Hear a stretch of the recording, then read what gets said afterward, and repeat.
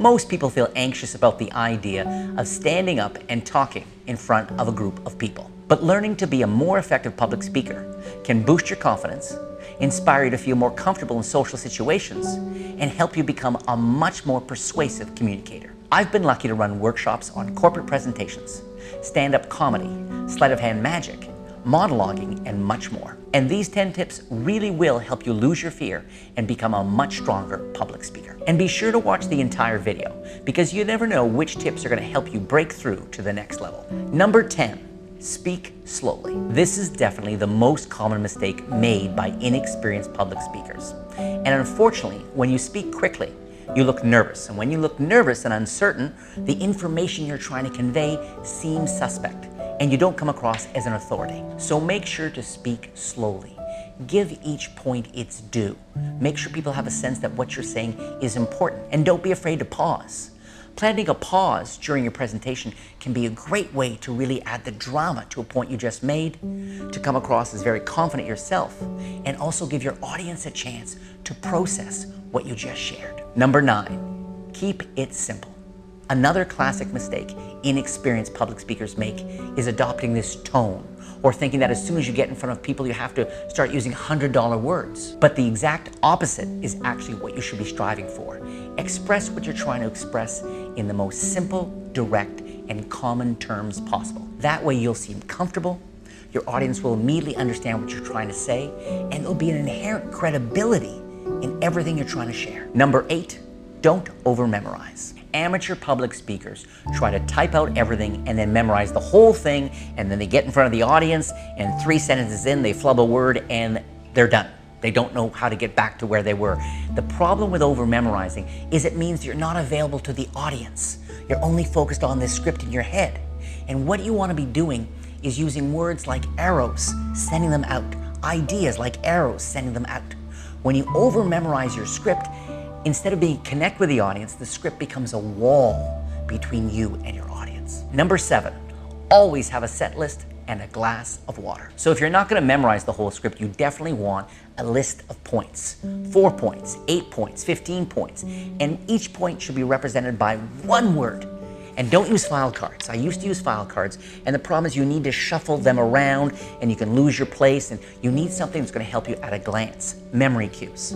So what I typically do is I have a piece of paper or I have a paper napkin, and I just have the points written down there just like that on a stool or on the podium or on a chair with a glass of water.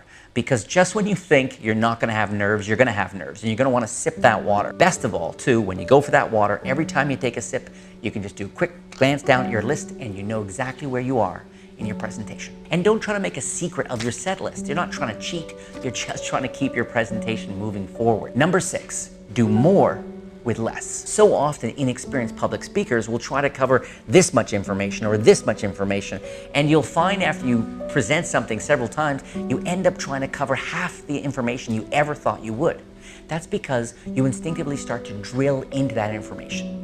You start to inspire people to care more about the points. You spend time talking about the relationships between the points, or even hitting some of the points from different angles. Rather than trying to cover a whole bunch of stuff really quickly, slow it down and drill in. That way they'll care more and they'll learn more. Number 5, the order of the information is as important as the information itself. It's very important for you to spend a lot of time not just developing the key points to your presentation, but in what order do you want to present them. At my workshops, I always emphasize that you should spend as much time figuring out the order of your points as you do the actual points themselves. No matter how dry the information you're trying to share, it's always essentially a story. There's a beginning, there's a middle, and there's an end.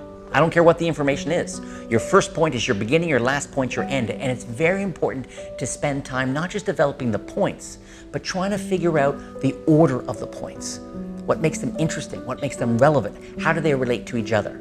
It's key to spend a lot of time on this. Number 4, the first 30 seconds are critical. In the first 30 seconds, your audience makes so many important decisions. They decide if they like you. They decide how smart you seem. They decide how important your information is. They decide how confident you are. And all of those things dramatically frame the information you're trying to share. Don't just launch into your material. Instead, take a moment. Acknowledge the audience. make sure that you either explicitly or implicitly thank them for their time. Only after you've established that connection should you then begin to share your information. Number 3, always be responding. Marketers and salespeople love to talk about ABC, always be closing. But when it comes to effective public speaking, ABR, always be responding. Always be looking at the audience, always getting a sense of how your information is hitting them. Check your pacing. The audience will tell you everything. They'll tell you what they're liking, they'll tell you when it's time to move on. One of the big keys to public speaking is to keep in mind that, your good information represents about 40% of what makes a public event like that so effective, but 60% is about having that connection with the audience. Number 2, believe in the value of what you're sharing. The second best salespeople in the entire world are brilliant actors. They're able to fake their belief in what they're trying to sell. But the best salespeople believe in their product. And the same applies to public speaking. You need to feel that what you're sharing is of value.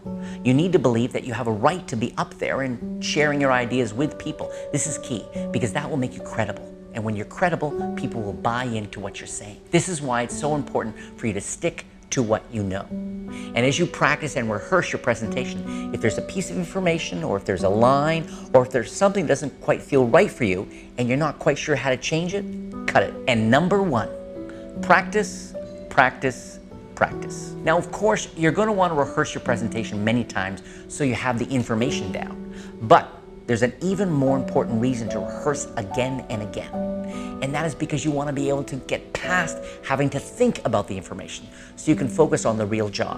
And the real job is bringing that information to life. It's about connecting with the audience, connecting with the information. And when you're rehearsing, make sure to time yourself. It can be very revealing. Go slowly, plant pauses, sip your water, check your set list. You'll see how long your presentation is really going to take. And definitely do not rehearse in front of a mirror, because all that does is it puts your focus back on you, when in fact where you need your focus is on the audience and on the material. Thank you so much for spending a bit of time with me today. I truly appreciate it, especially if you share my view that we're mortals. And as mortals, our time is limited, and it's truly precious.